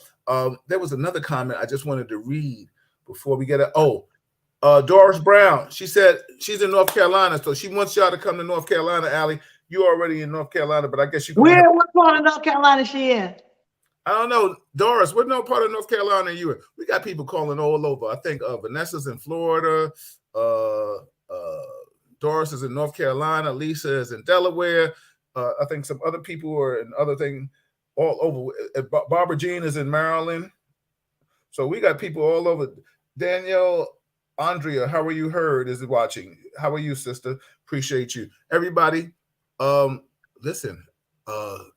Loving God said, Alyson, you should brought you out your plight to be a testimony. Amen. It is. Maybe remake Mahalia Jackson songs. Barbara Jean, you're in Virginia now. Okay. Doris is in Charlotte. Everybody's chiming in. Where they from? What part of North Carolina? She said Charlotte. Oh, that's Charlotte. Okay, got you. Oh, yeah. Tell her, I would say, well, I can tell her myself. We were just there at a place called Middle C. We did 2 nights at Middle C. I did with Najee. So I'll definitely be coming back in the new year. Vanessa said, please come to Orlando, Florida. Everybody, like I said, Alyson, for those that don't know, tell people how they can follow you besides seeing you here on the 3rd Monday every month. Tell people where I am on Facebook, Alyson Williams Music. I'm on Instagram, Alyson Williams Music. I'm on Twitter, Alyson Williams. Everybody, that's Alyson Williams, and I am Bill Foster. This is Real Talk Chronicles. Please, if you have not subscribed and shared this, please subscribe to it. Don't make me beg you. It's still not who I am, and it really puts a bad taste in my mouth, and I want to bust your ass. Let me stop. I just got to talk a little shit. I'm joking. But I don't like begging. I think if you really love us and appreciate us, just subscribe to it. Let's build our content up. Keep us going. Keep us prevalent. I've always said, down to the last person, I'm going to stay with this. I can do an event at Row House and pack the joint. I always say positivity doesn't sell. This is positive. Shout out to Lenny Green that was rocking with us. Yay, Lenny! Alyson, we are out of here. Real Talk. I appreciate you. Happy holidays, everybody. Merry Christmas, Kwanzaa. We will see you in January, God willing. We'll be back. That's when Capricorn season is in the place. And who's your favorite Capricorn? Whatever. I love you, Bill. I love you, sis. Good night, everybody. I'll see you soon. Peace. Peace. We in the green room. Hold on. Yeah. Let's see. Hey, Bill.